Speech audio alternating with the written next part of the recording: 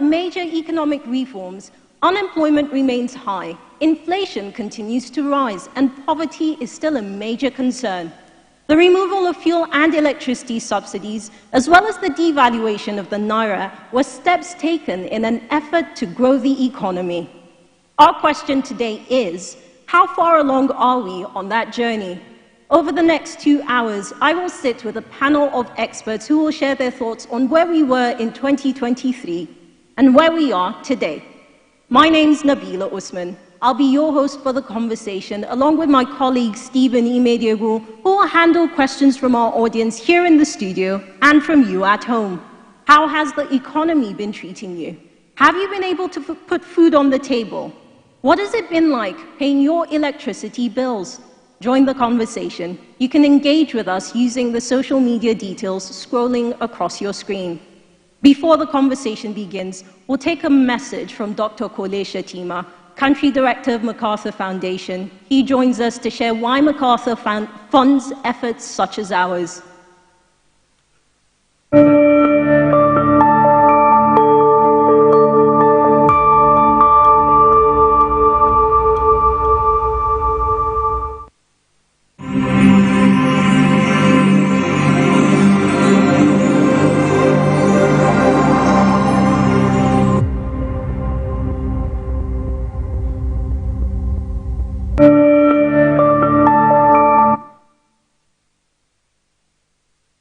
Thank you very much, Nabila, for this wonderful introduction. And I welcome our viewers across the country, across the world, and those who are here in the hall. I want to say that on behalf of the MacArthur Foundation, we are very happy to support this initiative. The MacArthur Foundation is committed to ensuring accountability in our country, and we do that by supporting many government institutions and organizations, but also supporting civil society organizations as well. So today we are having this conversation around the first year of this administration, and as the moderator said, this is a conversation which will focus primarily on the economy, and I'm sure that we are all here to learn, to hear, and to share experiences of what have been the first year's administration's programs and policies are. Thank you very much for giving us the opportunity to support this worthy cause.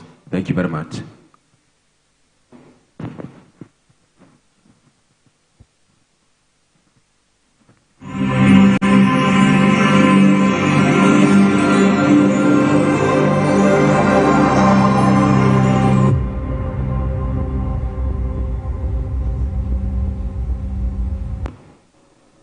I say to you here and now that as we celebrate the enshrinement of our political democracy, let us commit ourselves to the fulfillment of equally important counterpart, the realization of our economic democracy.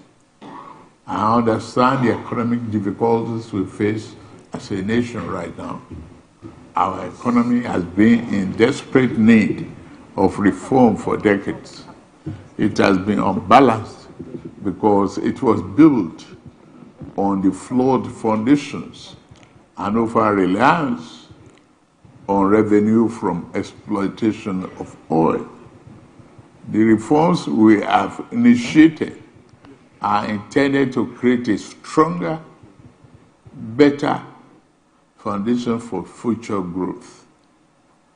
There is no doubt that the reform has occasioned hardship. I feel your pains. Yet, there are necessary repairs required to fix the economy over the long run so that everyone has access to economic opportunity, fair pay, and compensation for its endeavor and labor. As we continue to reform the economy, I shall always listen to the people and will never turn my back on you. And I commit myself to this work until we have built a Nigeria where no man is oppressed. In the end, our national greatness will not be achieved by traversing or traveling the easy way. It can only be achieved by taking the right one. The words of American President Franklin Roosevelt sadly ring true, and I quote, "There are many ways of going forward, but only one way of standing still," and unquote. We dare not slumber, lest the good things awaiting our immediate future pass us by. We dare not plant our feet in the idle standstill in the middle of the intersection of hope and despair.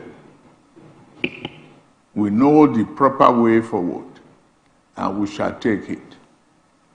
The initial rays of brighter tomorrow now appears on the horizon. An abundant future and our capacity to achieve that future lies within our reach.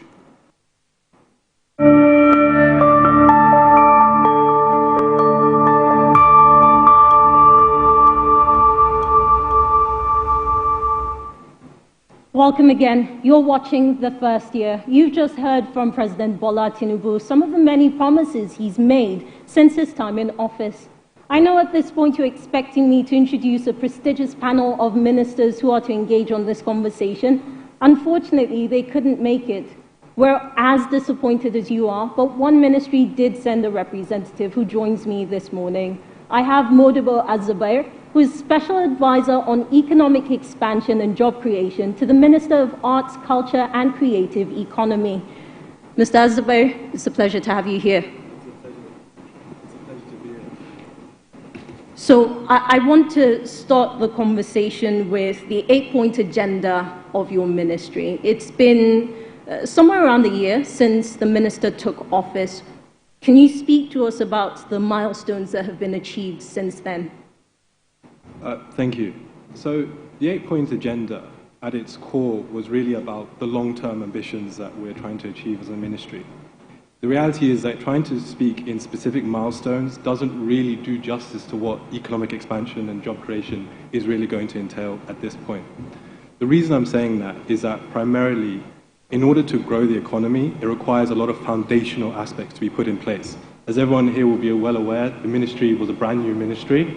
What that means is there's an entire administrative apparatus that needs to be properly brought up to speed and made sure that each of the constituent departments are properly understood and provided with the support that they need. So in terms of the actual milestones, they are primarily around the actual foundational aspects that we've been able to lay down, which will then allow us to eventually get to the two key barometers of how we're measuring success, which is the 2 million jobs created and the 100 billion.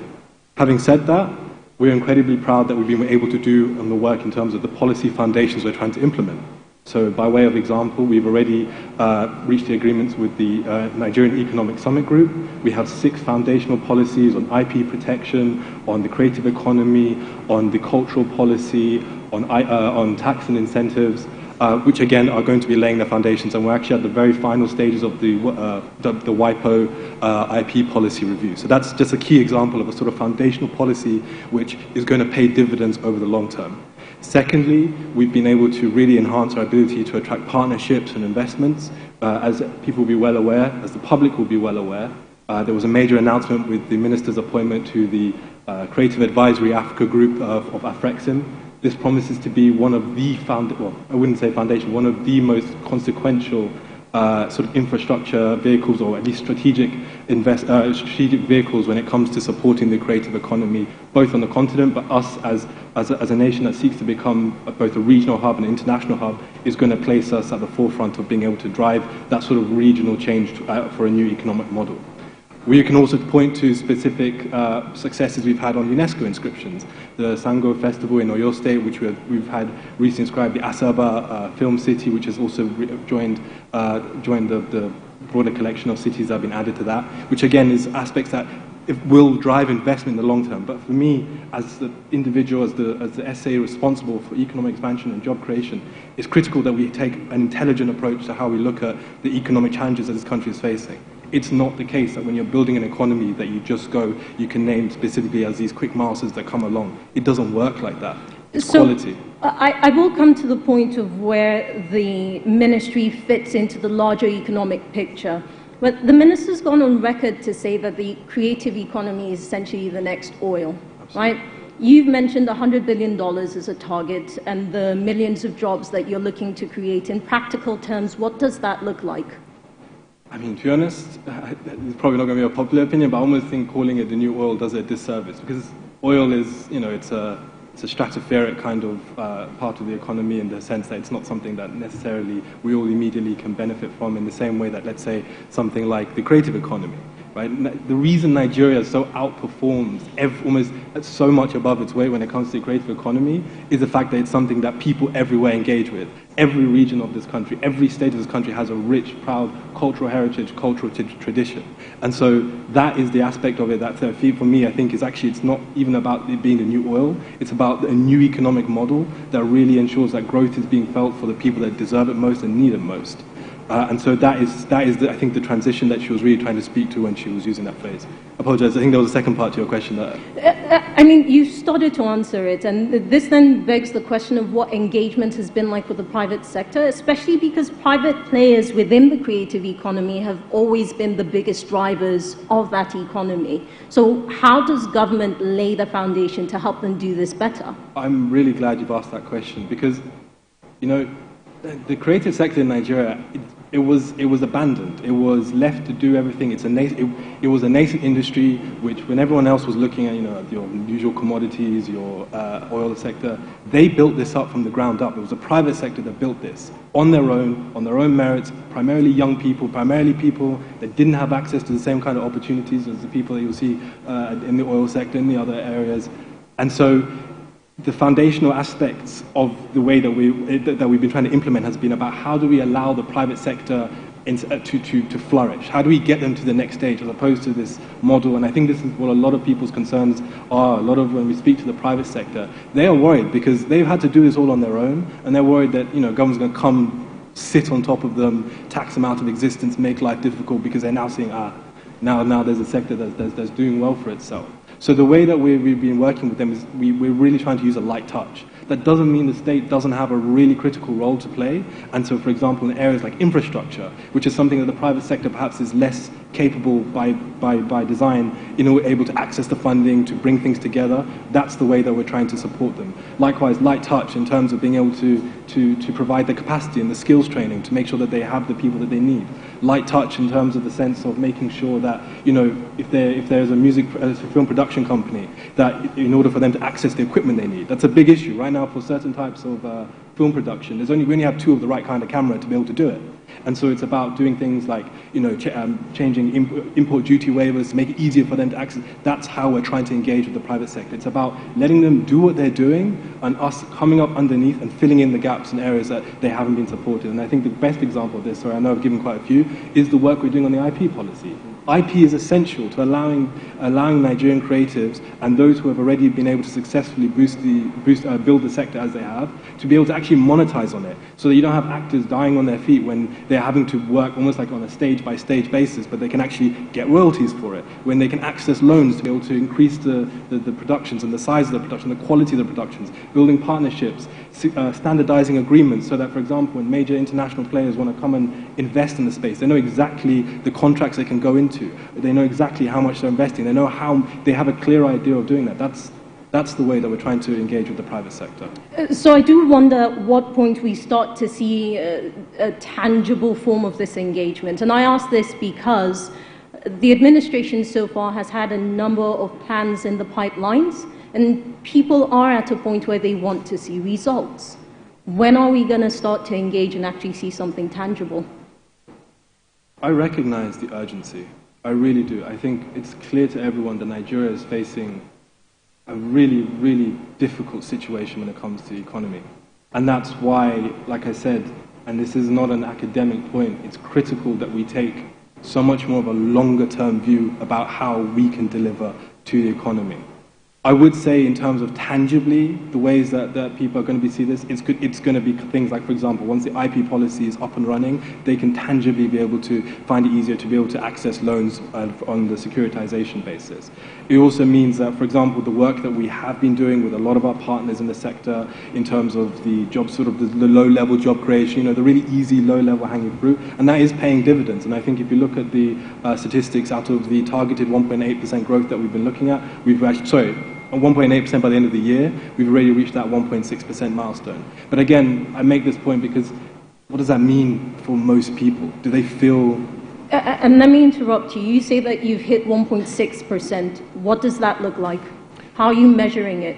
So again, and this is again something else that we're really trying to do, right? Even the metrics that we use to measure this stuff isn't as well developed as it should be. This is obviously dependent right now on the statistic provided by the National Bureau of Statistics. But again, this is part of the growth, the foundational growth we're trying to do at the ministry. Some of the agreements we're doing, it's about how do we properly measure what does yeah, you're right. What does 1.6% mean for everyday person, right? That has to go hand in hand with a quality job, rather than, for example, the same big film production studios, which right now that is the reality of where the growth is being felt at the top.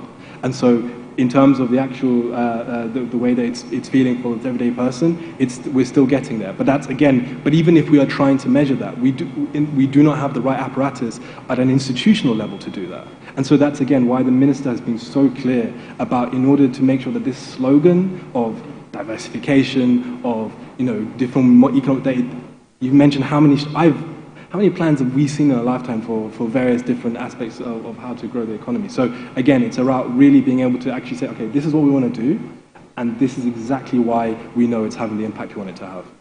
So one of the plans that's been mentioned is an intention to build a national theatre, another national theatre. We already have one, and in many ways it's not lived up to its expectations. Is that really the best use of resources? Is that what we should be doing now?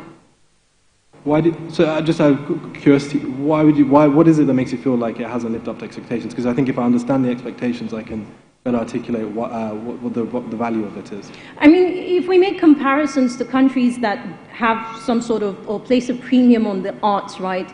You're talking about events happening every other weekend, during the week. You're talking about people being able to buy tickets to actually go and see these performances. You're talking about performances beyond theatre productions. There are other things that space can be used for. And if you go to Lagos and see the newly renamed Wole Soyinka National Theatre, you know that this building is not living up to even half of its standard. So if we have an existing one, it's been there for years, should we really be funneling scarce resources into building a new one? I understand. I absolutely understand the, what's the word?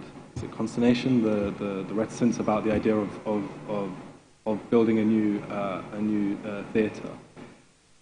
The first thing is that these are not mutually exclusive. We can revitalize, and I know that there's a lot of work that we're doing about revitalizing our key infrastructure to bring them up to standard. So I don't think the case that we are building a new one, firstly, it stops us from firstly doing that part of the job, which I think you alluded to. The second thing to understand about the way and the strategy that we have when it comes to infrastructure. Yes, from an economic perspective, there is a lot of benefit in terms of, or there is some benefit, I should say, towards the domestic market and towards being able to hold these shows and the rest of it. But again, where is the actual money that people are looking for going to be coming from? And so something like a new national theatre allows us to actually be able to develop talent, develop the skills acquisitions. It allows people to be able to, because having spaces for people to actually grow and being able to master their craft is critical to us being able to improve the quality of our work and to then actually being able to display at an international, at a more international, there's a metaphor, but stage. Now, specifically the new national theatre, just in the same way that, for example, traditionally in Nigeria, a lot of our artists and musicians have grown up through the churches and have used the church to be able to hone their musical skills, to be able to, that's the real benefit of what we're doing. So I wouldn't see it so much in terms of it as it being a sort of a sunk, sort of a wasted cost in terms of, we need, it's not supposed to be some edifice, some monument to to our ego. It's supposed to be a place for an infrastructure for training and development. I do understand that. And the reality with the arts is that, and you can ask people who do other things beyond movies or even big-time musicians, right? I think about people who organize festivals, for instance. They will tell you that more often than not, or with every instance, they do run at a loss. And that holds true across different art forms in many parts of the world. The arts are not necessarily always profitable. So how do you intend to convince Nigerians who are hungry, right? And this isn't it doesn't fall under the purview of your ministry, I understand that. But how do you convince them that the resources, whether it's by way of manpower or financing, whatever the case is, that this is a ministry that's critical to Nigeria's survival? Ooh, I'm trying to think of the most succinct way of saying that. I think the first thing is to realize that we are living in a changing global context. It's not going to happen overnight, but the energy transition is real. People are moving away from oil as climate change becomes an increasingly devastating issue. I mean, we see it in ourselves in the north. We were recently in Katsina. And so the fact is, we need to come up with a new economic model. And so, yes, perhaps not every single cultural venture is going to be this great profit-making enterprise. But again, if you look at, let's say, the Afrexim Global Trade Report that they did in 2022, they recognize this, and this is why they're so invested in this. This is the African Infrastructure Bank. Like, this is not a kind of sector that they'd normally be interested in if they didn't see where the wind was going, right?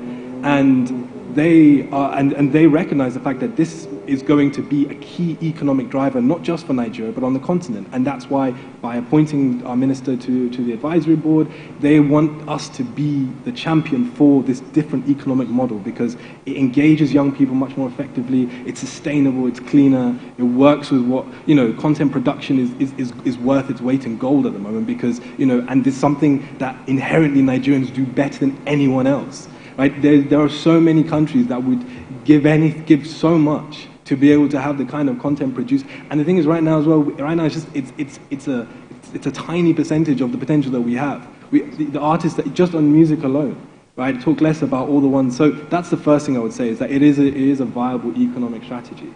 The second, and I understand it's not necessarily our purview, but culture is essential to the way that a nation exists and experiences itself, and it has an inherent value to the way that we see ourselves and are able to go forward. So many of the challenges that we face, from a civic perspective, from a public and from an institutional perspective, is that we don't really appreciate, we don't really value the way that our culture exists within us. And I see this all the time. And I mean, I can give you specific examples, right? The number of times you'll go into like an international auction house, right? And you'll see various, particularly, for example, pieces from Kano from 200 years ago being sold, because these are pieces of our history that are valued by other people, collectors, investors, blah, blah, blah.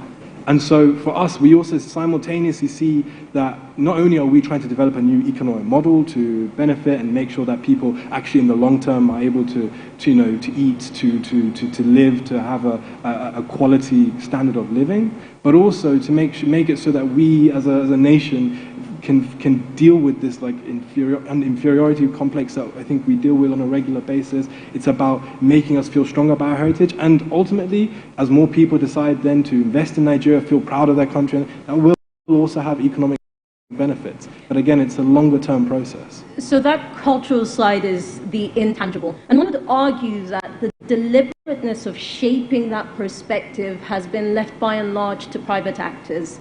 Perhaps the biggest thing about Nigeria at the moment is the music industry, and you can of course name all the stars. They do have some sort of model that works for them, so when you see newcomers, they're trying to replicate that model. A model that was created outside of government, a deliberateness that was created outside of government. In 1 year, can you say that your ministry has actually worked to be deliberate about shaping this culture, not just for Nigerians, but just the potential to export it even? Sorry, just to be clear, are you talking about the private sector culture or just culture more broadly? I'm saying that the private sector seems to be the one that has been more deliberate about shaping that culture, not so much from the government perspective. Right, okay, I think I understand. So, yes, because the private sector, are you talking, so just to be specific about the intangible aspect, yeah, the private sector has been at the forefront of that. And again, I think it goes in many ways that shouldn't necessarily be separated from the culture, because Nigerians are world-renowned for being a very entrepreneurial people, and so as a result, I do think the private sector does have an important role in terms of how it tries to define and tries to shape our culture. So, if I may, my argument is that it seems the private sector understands that. And in many ways, it's because it does affect the bottom line for them. But for government, shaping culture is not about profit, right? When you talk about China, and for instance, the Panda Exchange program that they have, that's soft influence. So to what extent would you say that this ministry understands that and has been working to establish that deliberateness in 1 year? Oh, I see. So the ministry does understand that, but I think just like your earlier question alluded to, I think our primary priority really has been around the economic side of making sure that we're driving growth. So the reality is that doesn't always come out as at the forefront of the work that we're doing. However, having said that, we are doing a lot when it comes to cultural preservation. So that's a clear example of us trying to be able to work with local communities, with people with cultural institutions, and so, for example, the 2 UNESCO inscriptions that we've been able to get. We are currently working at the moment to try and develop a much more civically minded strategy for how we are developing our cultural industries, because we actually believe you can tie our cultural heritage in many areas to what the opportunities for economic growth are. So it's not necessarily the case that it's being ignored, but I think the reality is, both in terms of presidential prioritization number 7, which is about accelerating growth. The reason the ministry was set up, we have had driving economic development at the forefront of what we're doing. So a little earlier you mentioned creatives being concerned around, taxing essentially their businesses or their art. And the truth is that there's always a fear about the tax man, right? And I do wonder the extent to which the rest of the government understands this, right? How much engagement is the ministry having with especially the tax reform committee that's working at the moment? So talking about tax incentives and any sort of fiscal incentives for the sector. Firstly, I understand that, but also we shouldn't be scared of paying taxes. Taxes are an essential part of the social contract we have. I recognize, obviously, there are dynamics involved that make it difficult and frustrating, but the reality is, if we want the kind of country we want to build, it's important that people pay their taxes, recognize the importance of this, because that's how we develop, that's how we grow, that's how we get to where we're trying to be. In terms of the work that we're doing on tax and incentives, as you mentioned, there is the committee that's currently engaging with it. I don't think it would be appropriate for me to necessarily go into the specific proposals, but I can talk about what the outcomes of what we're trying to do are supposed to be, and the way we're shaping our tax plans and what we're trying to achieve with it. And that is primarily to turn Nigeria's creative cultural sector into a services industry for culture, so almost like a cultural manufacturer. So what does that mean in practice? Say, for example, you're a major production studio based in America. The vast majority of your costs are going to be things like FX, After Effects stuff. It's going to be around sort of, being able to do whether it's the stage design, all the props, whatever it is.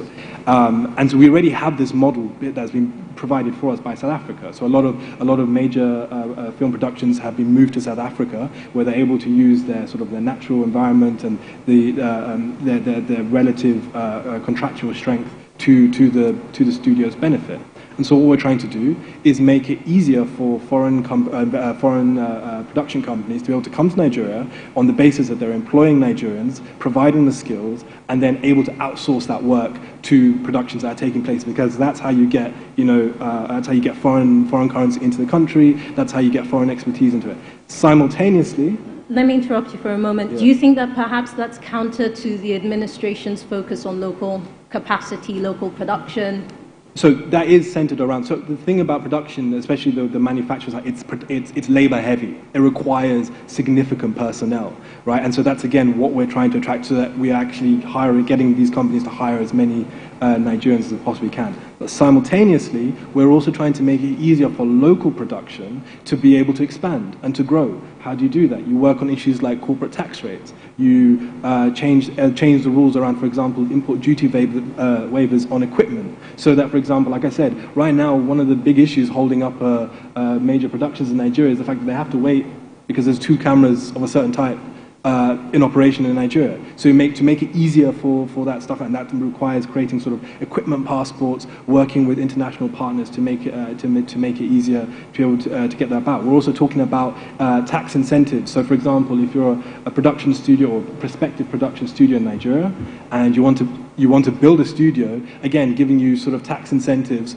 so that when you build that studio, we recognize as a critical piece of infrastructure, and that way you are able to make it more financially viable, which will again increase local production. And would you say that the local sector, the local economy, the existing one, is taking to the plans that you've made? What's engagement with stakeholders like? So I'm here today. I'm here this is why I'm here, and really excited to be able to express some of the ideas, because I know when the ministry was announced, there was a lot of sort of excitement about it. And I think people have been understandably sort of tetchy around, what exactly is going on. And that's why I'm here today to try and explain that, because we care so deeply about, the long-term ambitions we have for the sector, and about, again, doing this the right way. Because, again, how many times have we been disappointed? It's easy to announce projects, it's easy to disperse money for build a bridge, do this, whatever it might be. But this is about really creating the right ecosystem, to the extent that hopefully it becomes second nature that when a creative goes to the bank, is able to get money for their creations and develop what they're trying to do. Thank you, Mr. Azubair. At this point, we will be going on a quick break. But look, the creative economy is just one subset of Nigeria's economy. It's a much larger conversation. And when we return from the break, I will be joined by a panel of experts who will take an overview of the economy, and the conversation on the first year continues. Stay with us.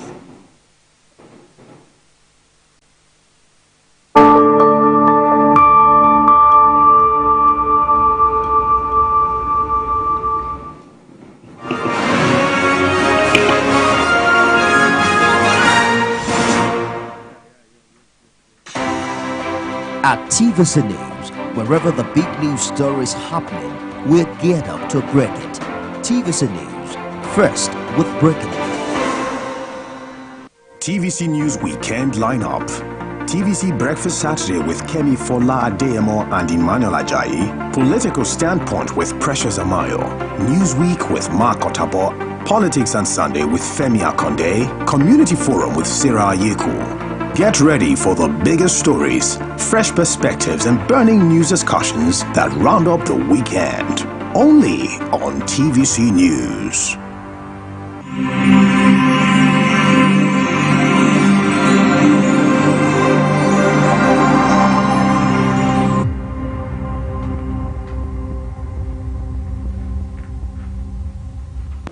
The monetary and fiscal work closely together. Right. So I would only be giving you one. I do believe that we have more or less seen the worst in terms of volatility. I believe we've seen the worst in volatility. We are happy that the market is now such that willing buyer and willing seller operate within the market.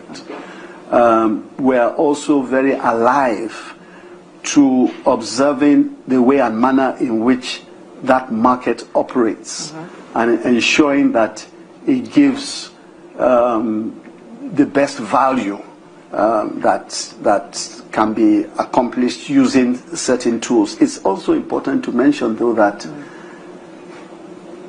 the monetary and fiscal work closely together. Right. So I would only be giving you one picture if I said, the monetary does that, the monetary does something else, but they work very closely together. And I believe that that complementarity is what will give us the optimum rate for the Naira over a period of time.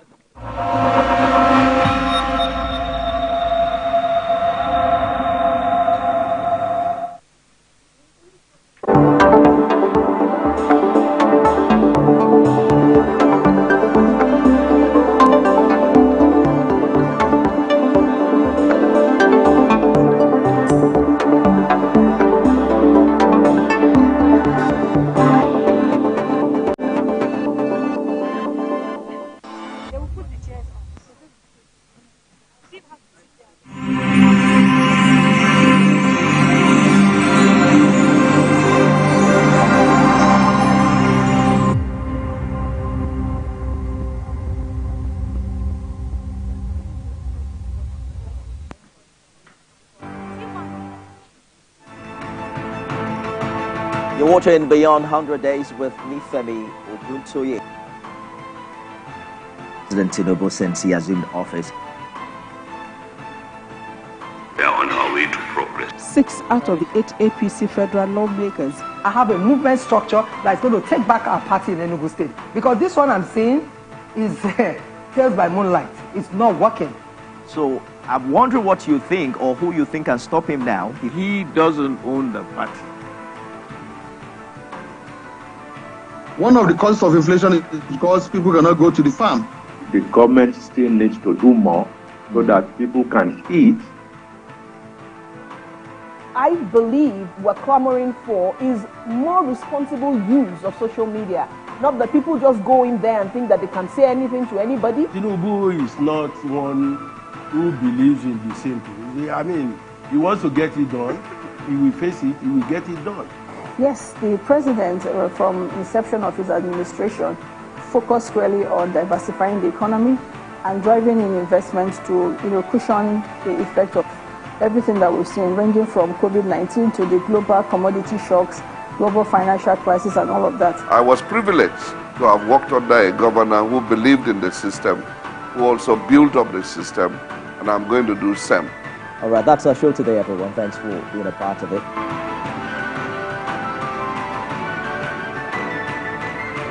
TVC News, first with breaking news.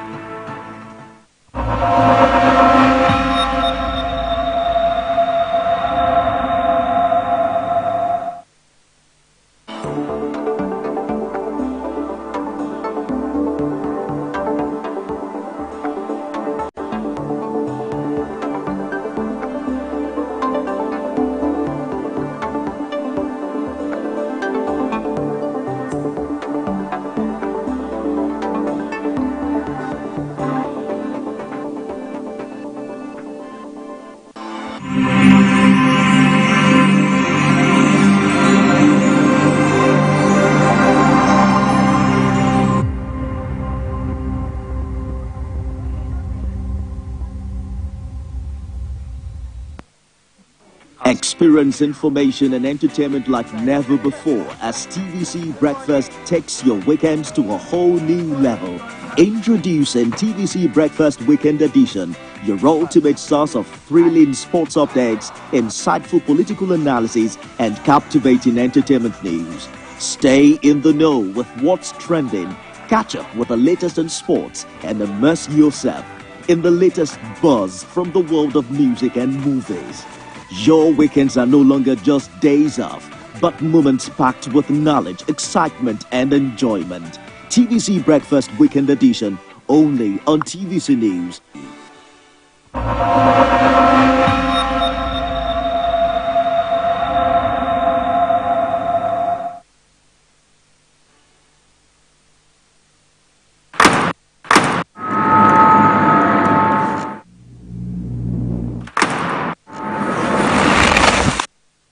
Voted as the best TV station of the year. TVC News breaks into the core of every event as they happen. Following all nationwide big and impactful stories. Without the news from every perspective.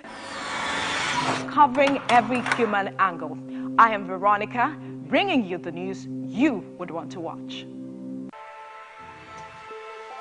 Every weekday on Business Nigeria, we uncover the secrets of the financial world, breaking down intricate economic and financial matters. We analyze the stock market, shares, bonds, and the thrilling world of cryptocurrencies. We unveil and analyze complex policies of the CBN and other government parastatals as they affect your everyday life, keeping you a step ahead every time. Okay. This is very good. Facts matter.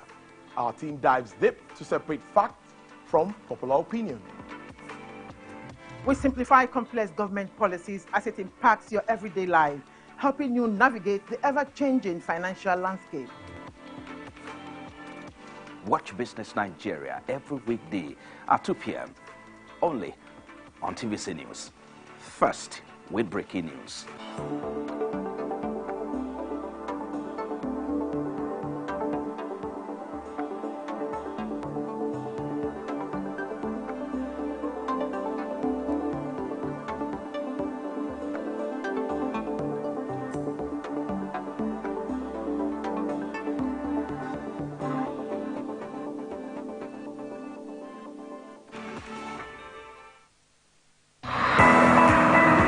Business lives on the fast track of numbers.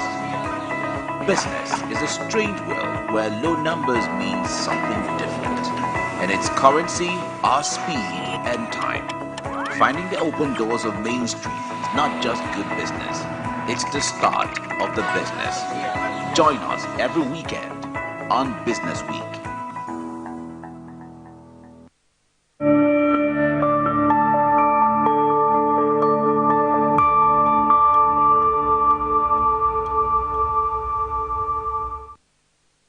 I believe so much deeply in the organized private sector.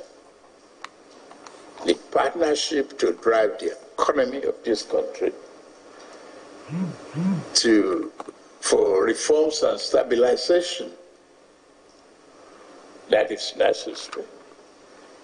Give the incentive where we must and leave the market to control the pricing mechanism and the consumption. In the face of it, then we have the challenge of energy security. We need to work together to include power, oil, and gas to increase our own grid electricity. We are determined to do that.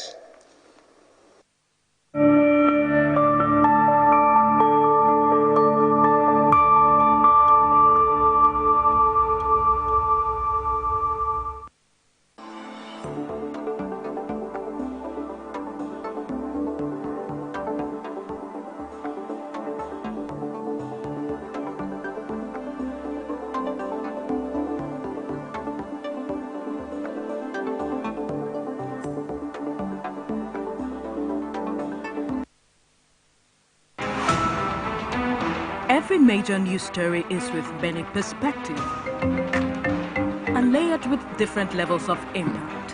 Hello. What time did this happen? We will be right there.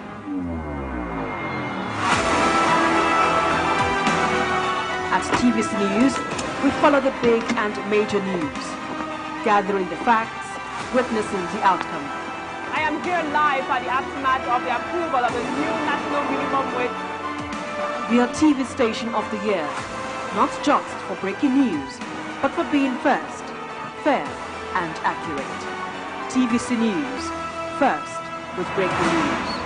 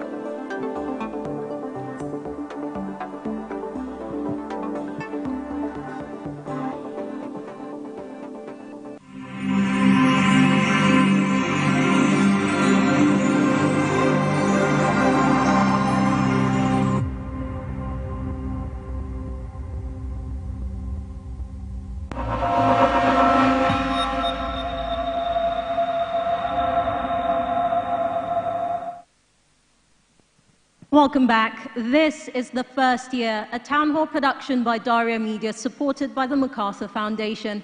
I'm Nabila Usman.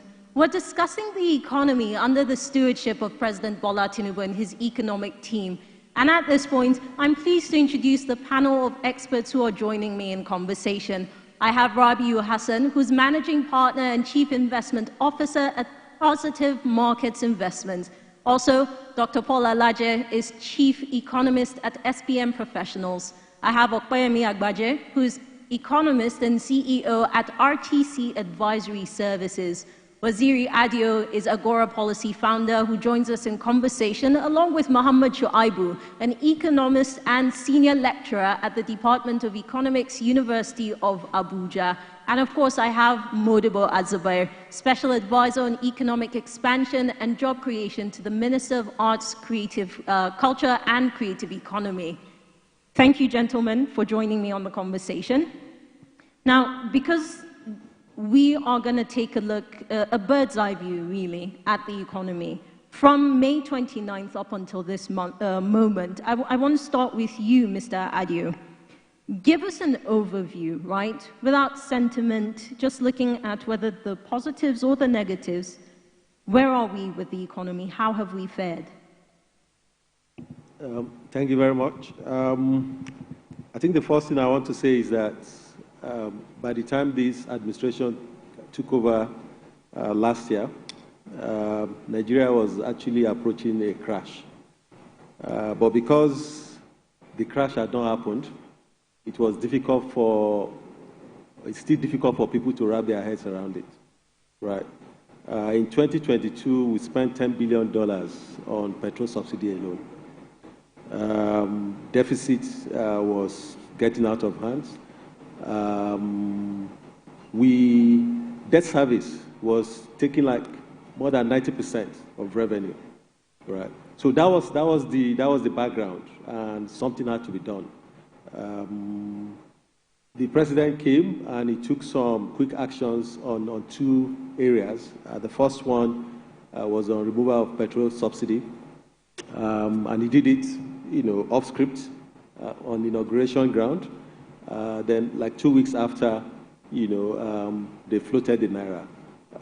In terms of effort, I think the administration or the president should be given an A for having the guts to take, quick and necessary action.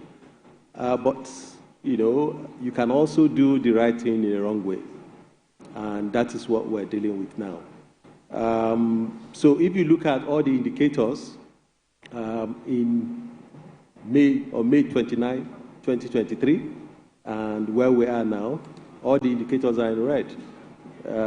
Whether it's food inflation, whether it's headline inflation, whether it's the value of the currency.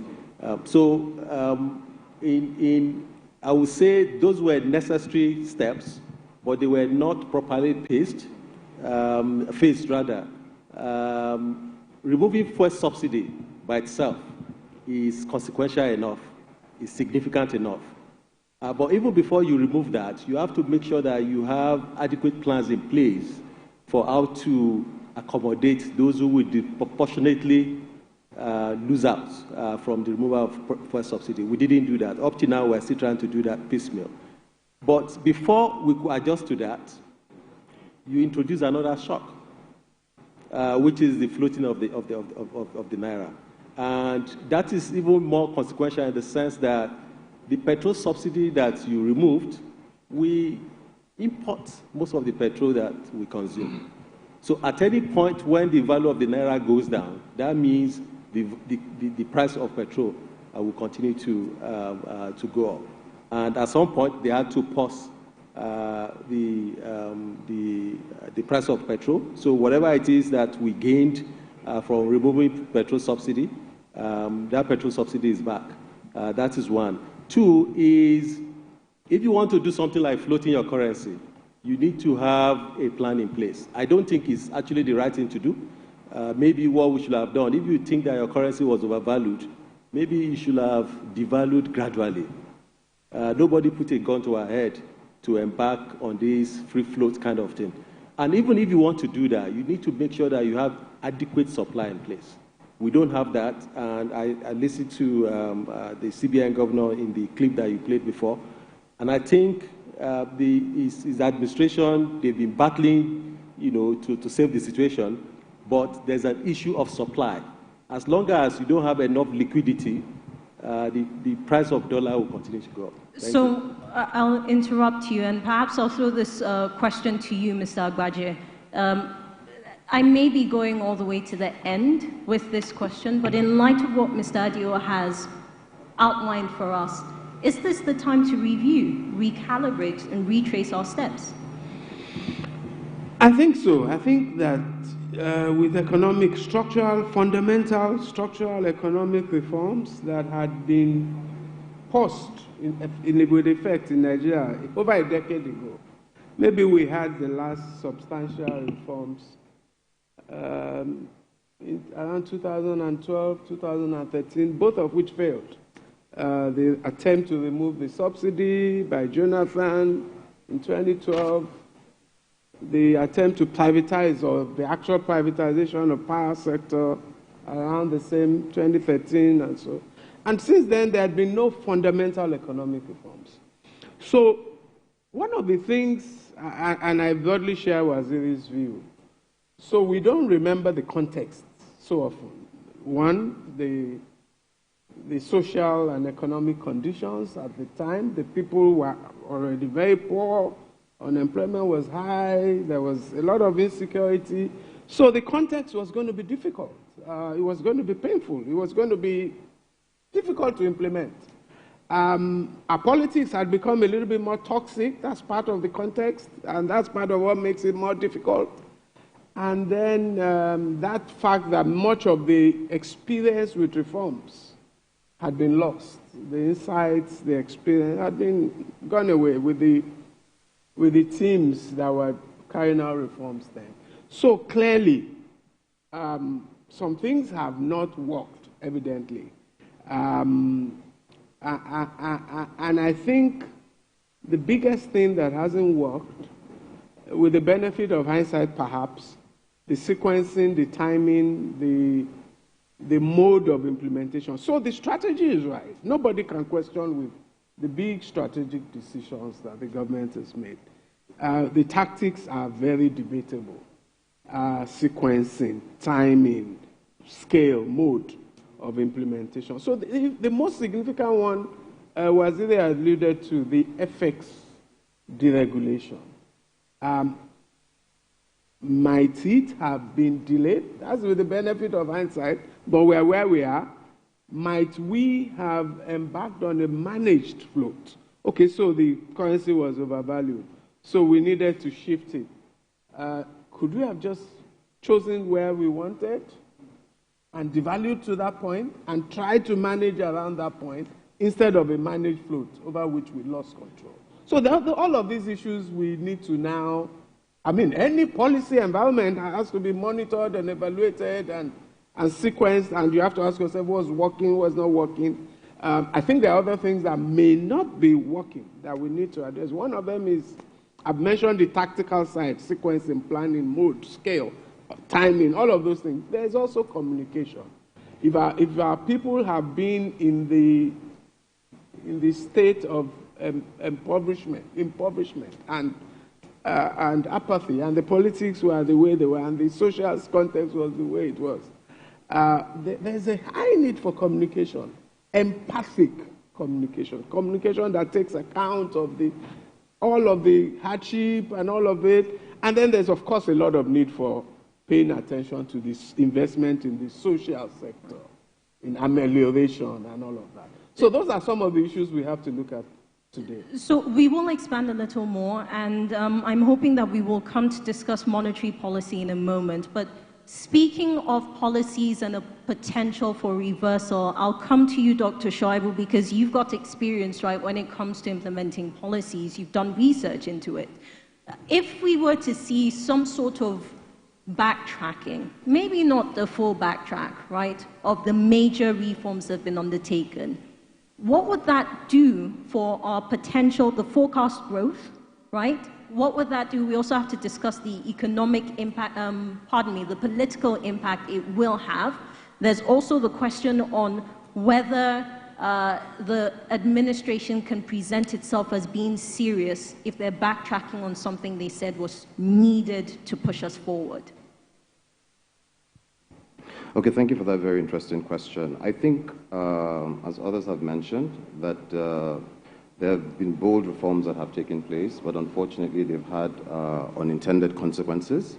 And this ranges from high inflation, poverty, and pushing about 10 million people into poverty as at the end of 2023, with poverty at over 30%. I think that's a serious problem. But linking to what Dr. Abuja has said earlier about the timing and sequencing of reforms, I think that really matters a lot. I mean, there's really nothing wrong with the reforms per se, in my opinion. I think the issue is what are the safety nets and other things that have been put in place to help buffer the shocks, especially for the most vulnerable groups.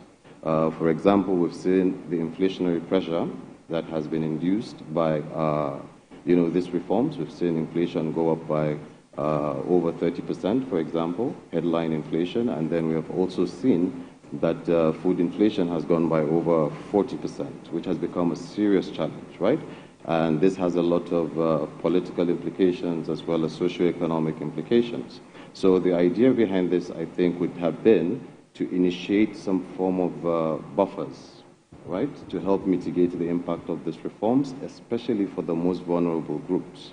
Now, two things easily come to mind. For example, the government is currently embarking on this social safety net program, but I don't think it is adequate because it's targeting 15 million people. And we know that some of these programs are not perfect, even in developed countries, right?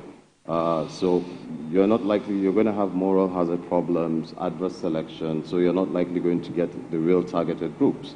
So it's important that this program is really scaled up, because if you have 30 million people, if you have 30% poverty rate, and you're looking at a population of about 233 million estimated, right, then we're talking about 60 million people in poverty. So the social transfer programs does not even meet 50% of the actual, groups that actually need this help. So I think that should have been in place. And then the second part I would have looked at is the minimum wage. I think that should have come almost immediately after the reforms. And, looking at the minimum wage, we're talking about, for example, from in 2015, it was about 18K, and then it moved to, 30K. But then if you look at the inflation factor, that 30K today is about just about 5,200 if you do the numbers, right? So I think those are some of the steps that should have been taken. But going forward, I think if we're able to scale up these social protection programs, right, and implement this minimum wage, for example, you can have a minimum. The 62K being proposed, I think, is grossly inadequate.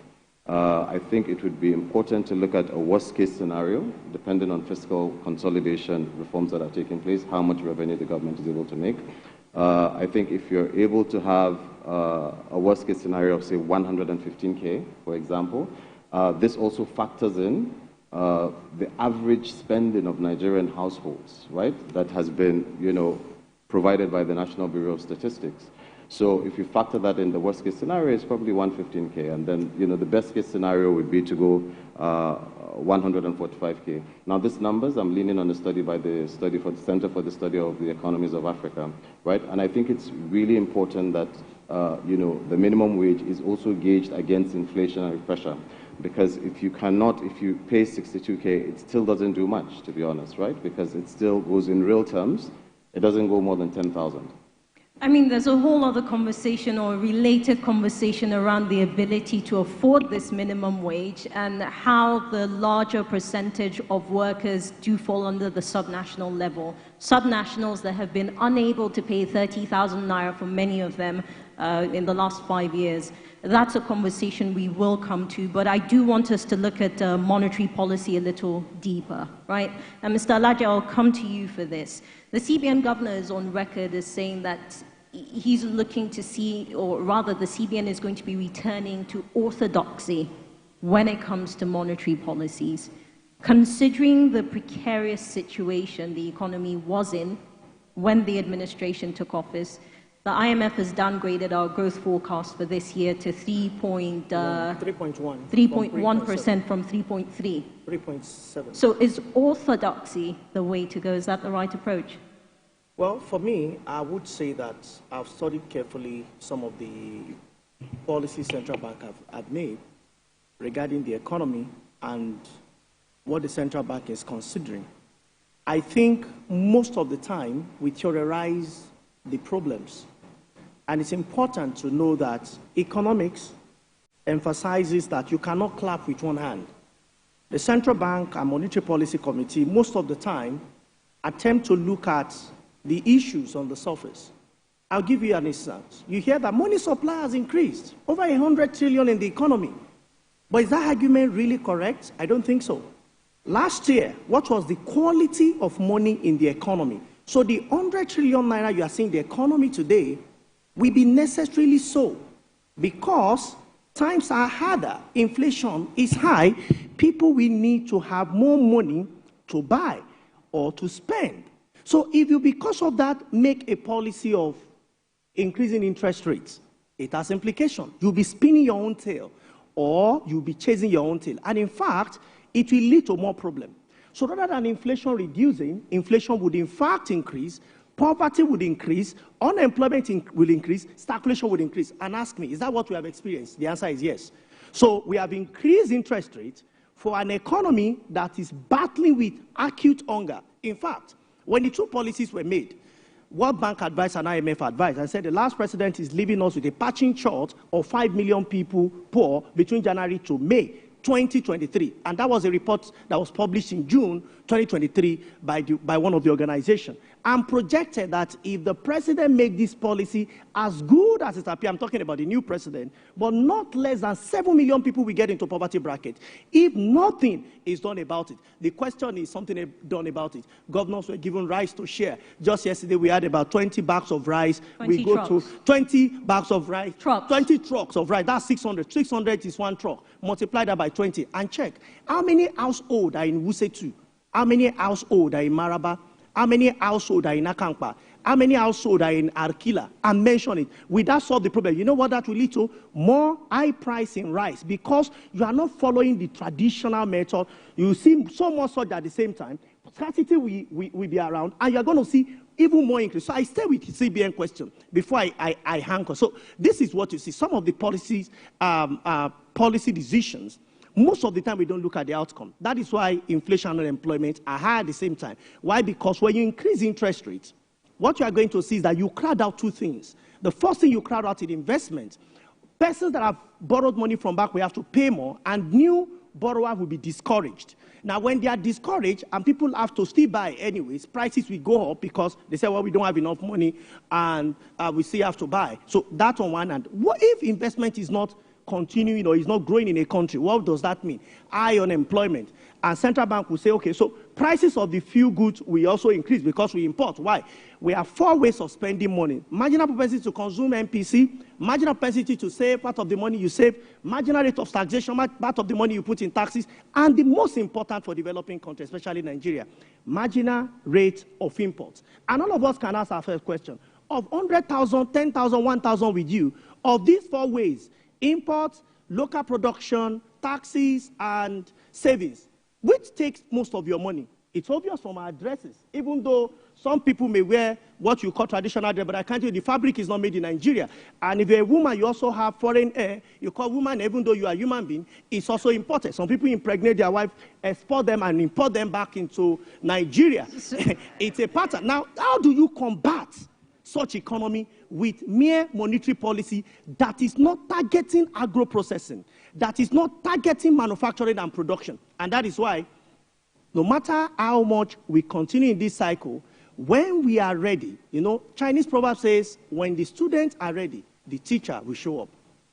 So, Mr. Laja, I mean, a very comical but very critical contribution that you made. Now, Mr. Hassan, I want us to, I've seen a criticism, right, that the CBN leadership is more heavy-handed on monetary policies than it is on fiscal policies. Some have gone as far as saying that it doesn't seem to have the capacity to drive fiscal policies that help to balance out. Do you agree with this assessment? I think the immediate past speaker had actually been able to speak the language that Nigerians would understand. In days of crisis like we are into, where almost every Nigerian, I should say, is in crisis, and this time around, it does not matter how much you have in your bank accounts or what have you, because in a country that is actually suffering from these chronic ailments, whatever pulse you take about Nigerian economy, it's not well. What I mean by that, you take whatever parameter that economic elites will talk about that defines the quality of health of an economy, you find that basically nothing is within normal range. I think our listeners would understand what I'm talking about. Now, amidst this kind of turmoil, economic turmoil, a lot of jargons will be spoken about how this policy will work and this policy will not work. One of the biggest challenge that our economic managers have had, I think, is something that I can draw out of the conversation of the immediate past. I think the monetary policy and the fiscal policy are only literally talking to each other, but technically, they are not speaking to each other.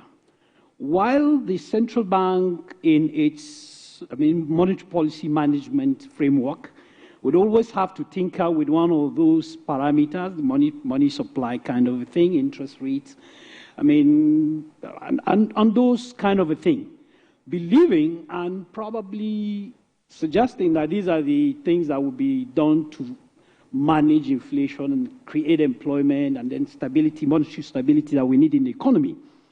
Unfortunately, immediately an action is taken, the fiscal policy management side of the government, which of course entails the government, the ministry, the president and everybody, will go and do a thing and do an action that will probably reverse or negative the entire effect that the other policy is going to create.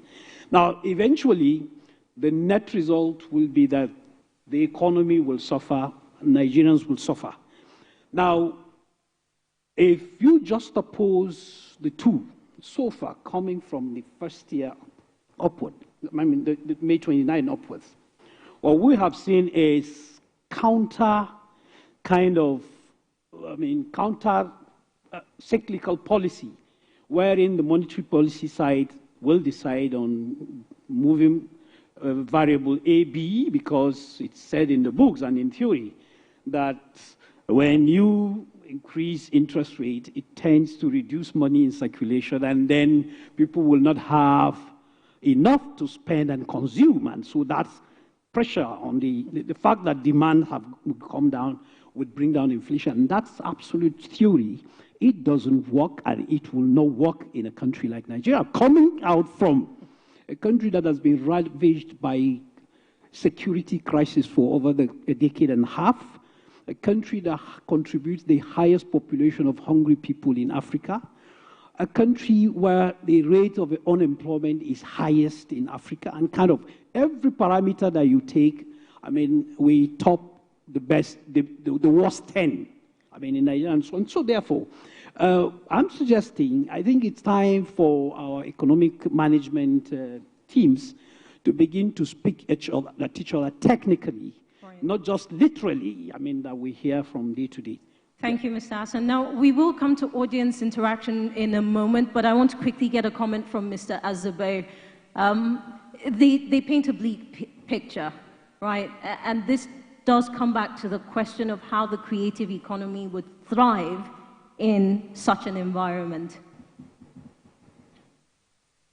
Right. So perhaps to add a little more, right? I'm curious about whether the ministry is keeping in touch with this reality, especially from the different arms of government, and how the ministry is adjusting accordingly, whether that's by expectation, whether that's by efforts, whether that's by reviewing even the 8-point agenda.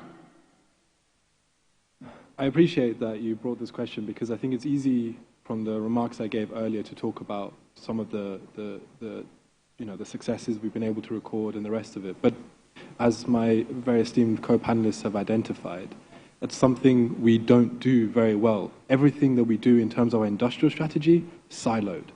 We have had one of the big challenges that as a ministry we've been trying to address is our ability from a policy perspective to work across the board with partners within government to be able to roll out policies. Because what Nigeria does least well, unfortunately, is also the thing that we need most, which is cross-cutting, long-term, developed policy that works across multiple sectors and addresses really complex, multifaceted issues. So yes, we recognize that this is an issue. It's something that we've tried to address through, and I think the presidency, to its credit, has actually, with the establishment of, let's say, the CDCU, which is the centralized coordination unit, to try and make sure that this siloed effect is addressed. We ourselves, even on a policy perspective, have engaged with with the IMTCS, so interministerial committees and the rest of it. But there's a lot of work to be done on that front.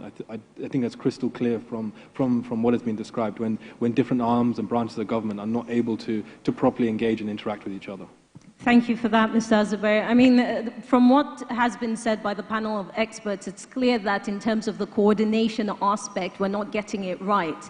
And this administration introduced the coordination unit that's supposed to help streamline. We are waiting to hear of any sort of major moves from that particular unit. And I'm sure that we'll get a chance to hear sooner, hopefully, rather than later. At this point, right, we will take a quick break. When we return, the audience will engage with the panel of experts on this conversation. Stay with us. This is The First Year.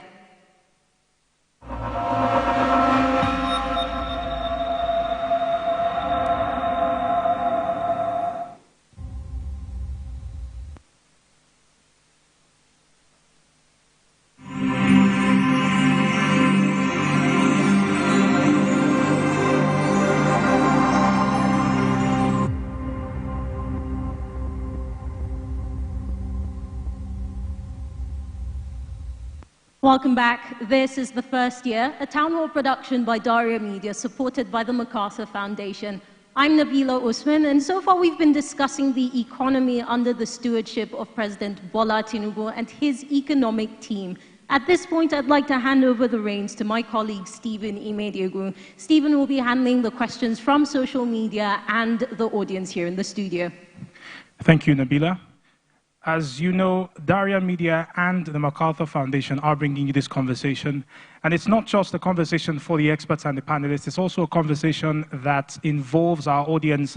And that's why we're directing you to make use of the microphones across the hall if you want to ask questions. For those who are watching us online, who are listening via other platforms, including radio, you can use the hashtag Daria Media, hashtag First Year. Direct your questions to our X handle at the Daria Media NG. Right now, we'll take a question from Mr. Celestine Okudili Odo. Mr. Odo. Okay, I can sit here. Okay, thank you very much. Thanks to the panel of experts. I think you've given us insight into the present context of our economy. It's so unfortunately that all the indicators, economic variables are negative. For me, I don't think there's a single positive indicator on the economy currently as it is. Yeah, the poverty is growing, inequality is expanding. I know before the removal of the fuel subsidy, MBS said 133 million Nigerians under multidimensional poverty. But with the removal of fuel subsidies, electricity, devaluation of the naira, I'm sure this figure must have changed. Yeah? So the question is to all of us, unfortunately, the ministers are not here. So what we just do here is alternative, providing alternatives, recommending alternatives. So the question here now for all the panelists is very clear. Our president has toned the line of neoliberal economy. That is exactly what is going on. From the removal of subsidy, devaluation, and all that. And this has huge consequence for us as a country. So the question is that the right path? What's the alternative? Secondly, is the growing magnitude of public debt We know where we are now, and we know as of 2015 where we was. That was about 12-point-something billion dollars as at then. But we know where we are currently as of March is about 90-something billion dollars, about 120-something trillion. It's so unfortunate. So what is the alternative in terms of domestic resource mobilization? If we are in a situation, emergency situation, you know, with regards to the economy, and something needs to be done urgently. Thank you. All right. Thank you very much, Mr. Odo, for that question. Gentlemen? Right, carry on, sir. Okay, Mr. Abuja. Let me attempt to respond to that question, even though I don't like when economic questions are framed in an ideological manner. So I won't talk about neoliberal or liberal. But it's clearly what is common to the president's policy since May 2023 is a clear turn, and he did say it in the clip you showed, a clear turn towards markets. A return to a market-based policy orientation, as opposed to what he inherited, which was clearly a preference for government control, a planned government-controlled economy. And so whether it's fuel subsidy or deregulation or electricity pricing, the common theme is clearly a return to markets. Before I answer your question directly, let me remind us of something that has been said that may not have been stressed sufficiently. To be fair, to whether it's the central bank or the policymakers on the fiscal side, the country was more or less a bankrupt country. There's no simple, easy way to fix Nigeria. That's the bad news. Our central bank had $3 billion left of reserves. $3 billion. We had sold oil forward. We had borrowed against our reserves, in effect pledged our savings, we had pledged our production of oil. The central bank was more or less illiquid. And on the oil side, the state of the NMPC was similar to that of the central bank. We had sold oil, and we're still dealing with forward sales of crude oil. Revenue position was mentioned that we were spending almost 90-something% of our revenues to service new debt. Insecurity. So, ladies and gentlemen, let's bust our bubbles. It's not that these people don't know what they're doing. There is no fine way, easy way, comfortable way to fix the Nigeria that we inherited on May 2023. That's my view. That's what the evidence suggests. Now, so if what we judge policy by is that has it fixed things in an easy way, obviously the answer will always be no. However, I think that some of the, and I said so, however, some of the choices have been suboptimal. I don't think, so I said I don't want to talk about whether it's neoliberal or liberal, but we could not have continued with the fuel subsidies. We could not, we should, in my view, have done a managed float. So not free the market. We needed to adjust the value of the currency, given the circumstances we were in. But we should have been more careful. Maybe even the timing was wrong. If you had $3 billion in reserves, it was not the time to deregulate your currency. So for me, can you get your electricity sector to work and to be sustainable if there's no cost recovery? I don't think so. So there are no easy answers. We're in a mess. We were more or less almost bankrupt. It's going to be a difficult period. We are yet to begin to respond in the sustainable ways that we address our economy for the future. Right. Mr. Agbaje, thank you. Such as growing exports. Thank you very much. So those are the things that need to happen. We do apologize, but we are pressed for time. Ladies and gentlemen of the audience, I'm going to ask that you keep your questions as brief as possible. Go straight to the point, and you can direct them to a specific member of the panel. Mr. Jake Epeli, we have a question from you. Thank you. Thank you. About 16% of the population in the country are persons with disability, and that's my constituency. And I'm just going to ask anyone, probably ask Dr. Paul to give us his perspective on whether it's financial inclusion that is not included in any government framework, or employability of persons with disability, again, which is a struggle, or cultural issues. And my good friend here brought in a lot of perspective on cultural issues, but little was said about persons with disability.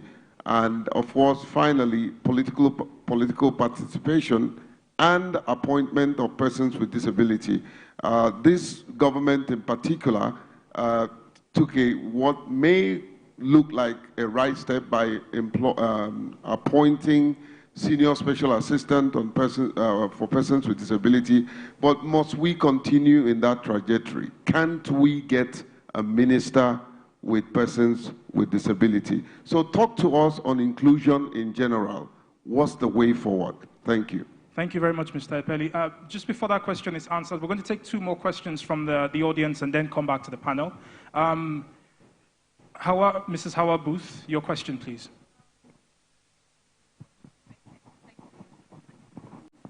First and foremost, I just want to say thank you to the the panel of experts for showing up. My question is directed to, sir, please, your name? Yes, you. Paul Alaji. Yes, please. My problem is just the high-level breakdown of what the economy is.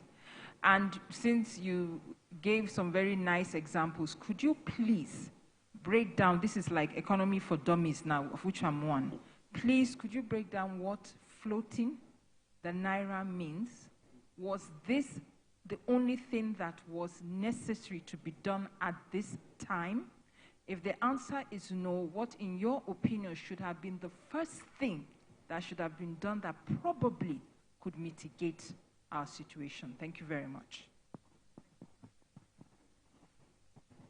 Thank you very much. We'll take one more question. All right, panelists, Mr. Bekeba and Dr. Adio, you had something to add to the first question. Let's take that very quickly, and then we answer the other 2 questions that came from the audience. Okay, thank you very much. It's actually Mr. Adio. Before I'll be, people will think I'm misrepresenting myself. Okay, the first thing I want to say, in response to what Dr. Alaji said around what's it called, interest rate, and I think this is a very popular view, right? But the only government agency that has the statutory responsibility for managing inflation is the central bank, and the only tool that the central bank has for managing that is with its monetary instruments, especially in terms of rates, right? So you have the option of doing nothing, because what central bank was dealing with was that inflation was already high. So it's either you do nothing or you do something. Across the world, when inflation is high, the tool that central banks can use is to increase interest rates, right? But does that mean that everything about our inflation is driven by, by money supply? No. There are some other dimensions to it. But you cannot say central banks should not do anything. At the same time, what you need to do is, like the other gentleman said, you need proper coordination between the fiscal side and the monetary side, so that what this one is doing is not being undermined by this one. Whereas central bank is tightening, the fiscal side cannot be on an expansionary mode, right? So that is why that coordination is very important. But you cannot say, central bank do nothing because, the only cause of it's not just, yes, there's insecurity, there's supply chain issues, there are so many issues. But the major driver of inflation is that the previous government, borrowed 27 trillion. That is what we're all paying for. That 27 trillion will pass through somewhere, right? So, and the only way you can do with it, I'm not speaking for central banks. Unfortunately, they are not here. But I don't think the option they have is to do nothing. What we need to do is to make sure that there's proper coordination in government, that all the sides, they are speaking to themselves, like he said, and they are on the same page, right? So that's in terms of that. Floating is not my question, but I can just say something. You can, if you believe that your currency is overvalued, which everybody thinks that the naira was at some point, right? But there were some other issues. We had multiple official exchange rates, which created rules for all kinds of sharp practices, right? So that is the first thing you need to deal with. All the official rates, exchange rates, consolidate them, right? You might need to bother about narrowing the official and the parallel market rates. That's a separate issue. So, but if you think that you need to, so the first step is have one official rate. The second one is that adjust your, what's it called, exchange rate, the official exchange rate gradually, which we have done over time. There was a time when it was 199, it went to 2 something, it went to 3 something, it went to 4 something, right? So you can keep adjusting that, right? So, but if you think that you want to floating means that you leave it to the market, willing seller, willing buyer. So if you are ready to buy at 1,000 naira and somebody is ready to sell at 1,000 naira, that is the market rate, right? For you to be able to do that, especially based on some other issues, we did not even know the extent of our reserve. The reserve that we had was supposed to be $34 billion. It was audio. There's an agency that said our reserve was even negative. So people took action without even having enough information, not being led by evidence or by data. Right. So, but if you want to, sorry, let me land on this point. If you want to float, right? What's it called? Egypt showed us what you need to do. You need to make sure that you have enough firepower to defend your currency. And Egypt did that in March. They made sure that they got enormous money from World Bank, from others, including from UAE, that bought land from them. They got $35 billion from UAE. So if you had enough supply, then you can decide to float. Now that we are floated, we have put the cart before the horse. What we need to do now is that we need that strong supply. Not going to Afri-Exim for 3.3, not going to World Bank for $2.2 billion. No, you drop that, it's like a drop in the ocean. The value will stabilize. Within 2 weeks, you get back to it to go up. As long as you don't, the major problem with dollar supply in Nigeria is that there's more demand, there's higher demand than supply. And as long as you have that, the price of dollar will continue to go up. Thank you, Mr. Adio. Mr. Alaja, there are 2 questions coming to you, one of which is on the diversity inclusion. The other is the question on breaking down the floating of the naira, if it was the only thing necessary to have been done. Yeah, hello. Thank you so very much, sir. I need to quickly correct an impression because we are speaking to the public, and this is a national media. Central Bank is not the only agency to control inflation. In economic theory, it is so. But in applied economy, which is just 2 steps away, you realize that central bank is not the only agency to control inflation. And I would explain. Well, that's not what I said. I quoted you. I said the organization that has the statutory responsibility. Gentlemen, but at the same time, there's need for coordination. Mr. Adio. Because the only driver of inflation is not just money supply. I said that. Right. Mr. Adio, if you could allow Mr. Alaje to finish his answer. Mr. Alaje, please continue. I'm sorry about that. Now, if you read the reports published by the Bureau of Statistics, The real driver of our inflation is food inflation. If we want to combat this inflation, one policy we must implement is creating farm ops all around different parts of the country. Target the food grains that are scarce and is inducing the price to go high. Our policy should be solution-driven, and it should come from the supply side, which is one correct thing that I agree with my co-panelists that he mentioned. So for me, central bank is not the only agency. If you allow only central bank, and you see as an organization with statutory responsibility, it's like carrying the load of the entire world on one leg while you are raising the other leg up. Economics is a tripod. You need fiscal, monetary, and trade.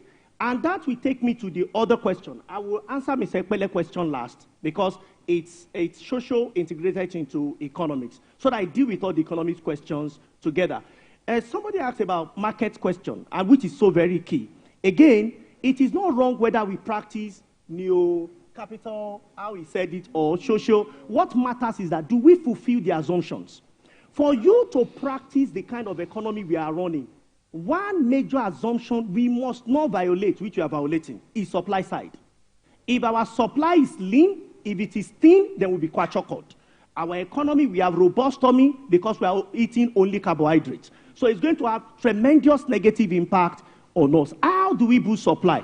Talking about explaining the meaning of floating rate and what it means in economics.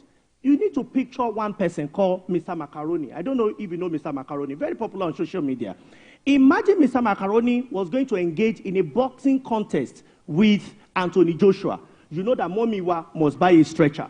Now, that is what happens when a naira without capacity, without quality demand in terms of export, wants to compete freely with the dollar. We must be joking. The policy we should have implemented, because there's an alternative, what we should have done is, we know that we cannot win this battle. We should have done what we call milestone adjustment. For 400 to 600, pressure will always come. And that is why, for me, I always doff my cap for the current Emir of Kano, the former central bank governor. He faced more severe pressure, but he never bowed down because our nation must come first. President Buhari, when he was in office, he said, I'm not an economist, but it does not sound right that we devalue our currency, knowing fully well that we don't have enough to export. So promoting devaluation without robust exports will bring us to where we are. And I want to advise those, authorities, especially the central bank and the government of the day, that we need to stop this flotation. United Arab Emirates is a country known for tourism. I know they have some quality effects and they have some crude. But why is it that that country has never changed in terms of what the RAM is to the dollar? Since how many years ago? 2012, 2015, 2018 till date. It is still 3.65 dirhams to the dollar. Nigeria has crude oil. Nigeria has all mineral resources. Wait, we said that it is what we export. So it's not to have the crude on our leg that matters. It is to use our brain to export it, sell to the rest of the world, even refine that can make us get there. So I will answer Mr. Ekpele's question, which is the last question. So for me, we cannot say we are building a robust nation without including critical stakeholders. And that is why I've advised places where I've had opportunities to talk to those who are in government at the subnational level. We must demonstrate that we are one. We must demonstrate that we are people of love by including persons with disability because they are critical stakeholders. And I will continue to say this anywhere I have the opportunity to say it. I also hope that someday the president, whether now or in the future, will look at this critical population, about 16% of the entire population, and bring one of those persons to show that we are people of love, and not just because we want to bring them. There are many of them that are doing well in different areas of life, not because you are a person with disability, therefore. We have to look at their performance, how they succeeded in different areas of life, then bring them forward, then we know that we are not discriminating, that indeed we are one nation. Mr. Alade, thank you very much. Thank you very much for your answers. We do not have enough time to take any more questions, so we return the floor to my colleague, Nabila Usman. We will be taking a break in a moment, but I do want to take this opportunity to say that we extended an invitation to the central bank, as well as senior ministers of the administration, will have a direct impact on the economy. And if you remember earlier, I did say that unfortunately they couldn't make it. It's our hope, especially from a media perspective, that the administration will understand the importance of engaging with the Nigerian media, engaging with the Nigerian people. Earlier, a comment was made about the importance of communication. So hopefully we'll get some answers sooner rather than later. At this point, we will go on a quick break. When we return, I'll come back to the conversation with our panel of experts as we take final thoughts. This is the first year. Stay with us.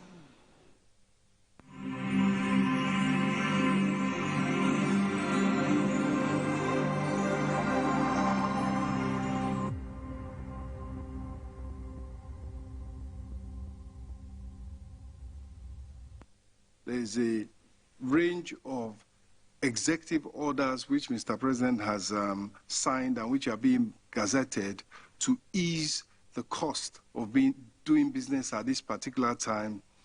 There are a number of funding which will reduce the cost of interest, reduce the interest rate for certain sectors in the economy, the small and medium scale in particular, but also some larger companies. I keep saying our own issues are not that bad. This economy can be turned around within few months, and I think we're on that way. It's all about giving economic hope to our people. It's all about creating jobs, for our young ones. So we hope that with the private sector working with the federal government under President Tinubu, that things will begin to improve.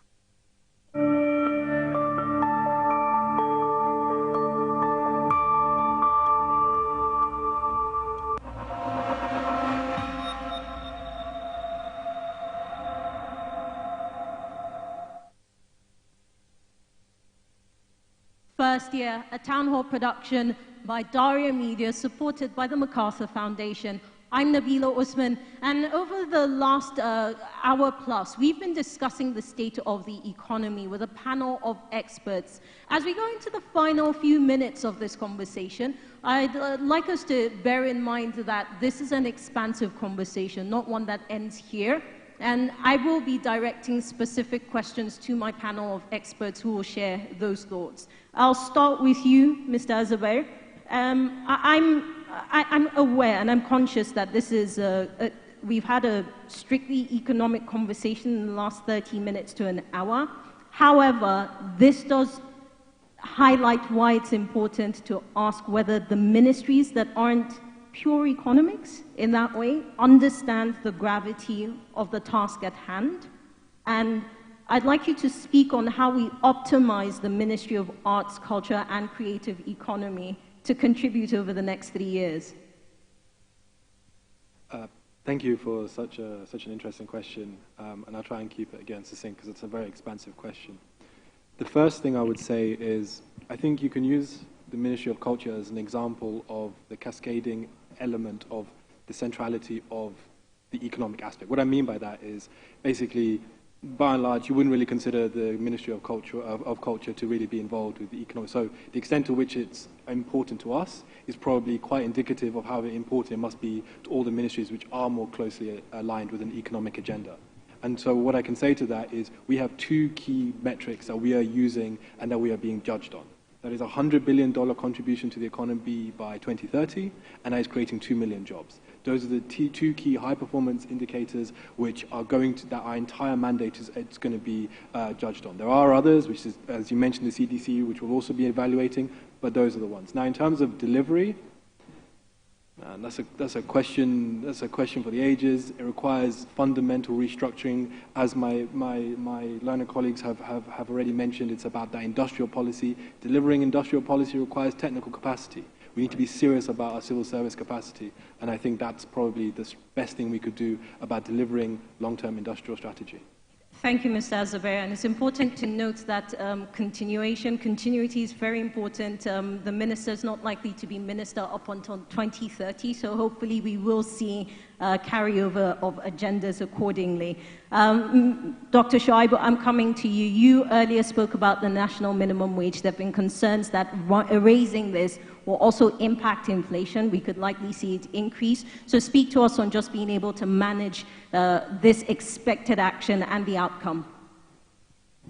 Okay, thank you, Nabila, for that question. I think the minimum wage should have been something addressed much earlier. But notwithstanding, I think it would be interesting to decide or to look at it, the decision on what the actual minimum wage should be, I think should be strictly empirical and not just, based on, any other criteria, but it should be empirical. In other words, you need to look at the consumption basket of Nigerian households using the Nigerian Household Survey and basically sort of have a minimum worst case scenario and a best case scenario, which I have mentioned. There's a study that has shown that, the worst case scenario, the minimum at least should be 115K per month for each person.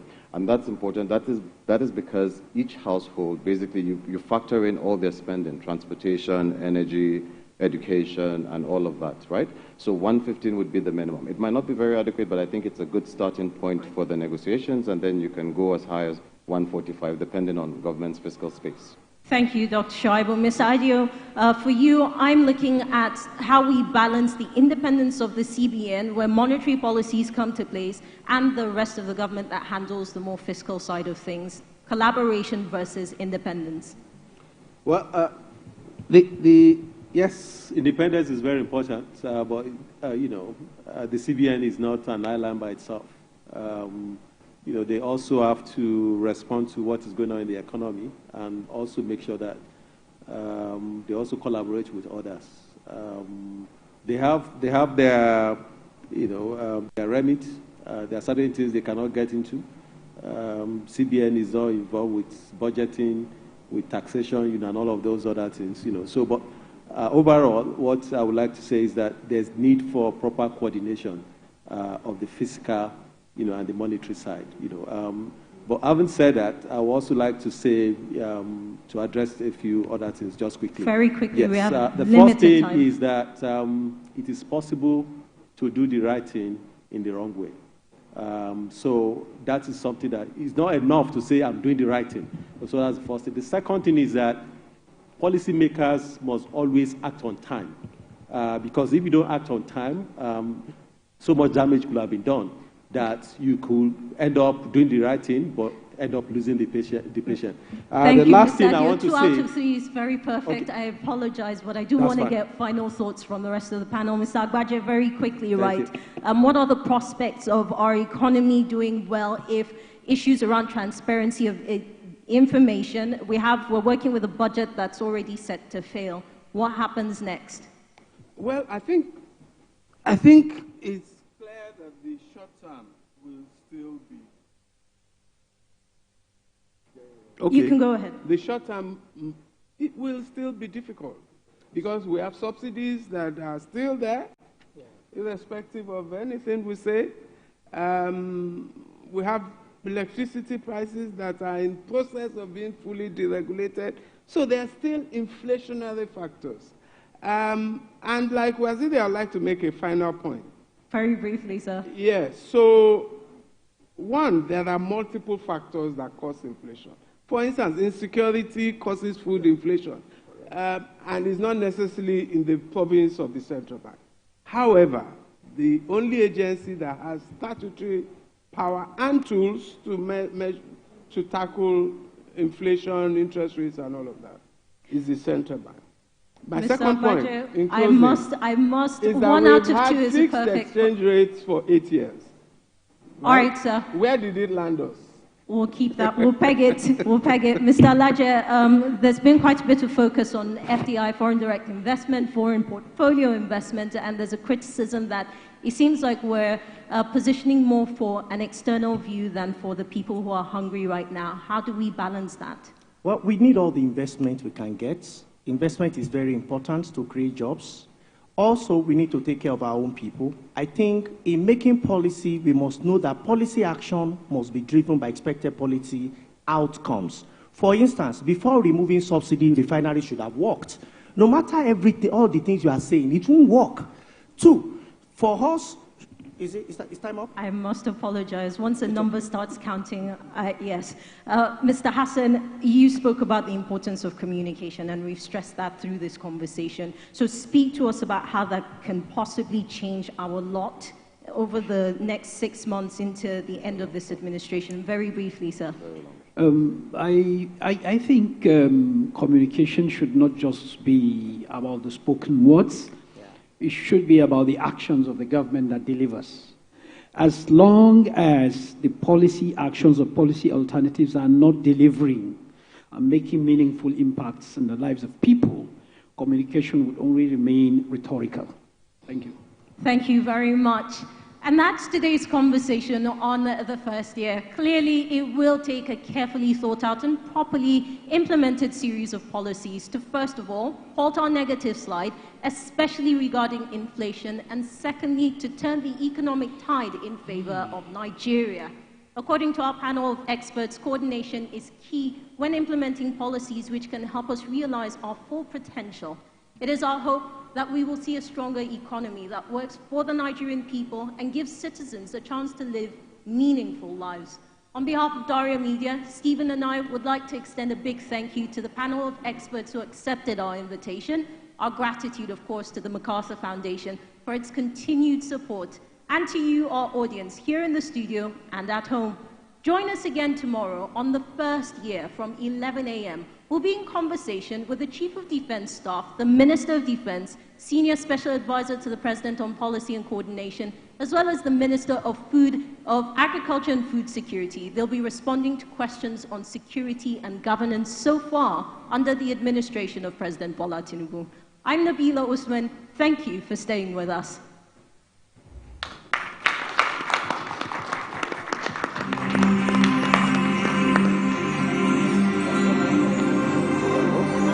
Thank you.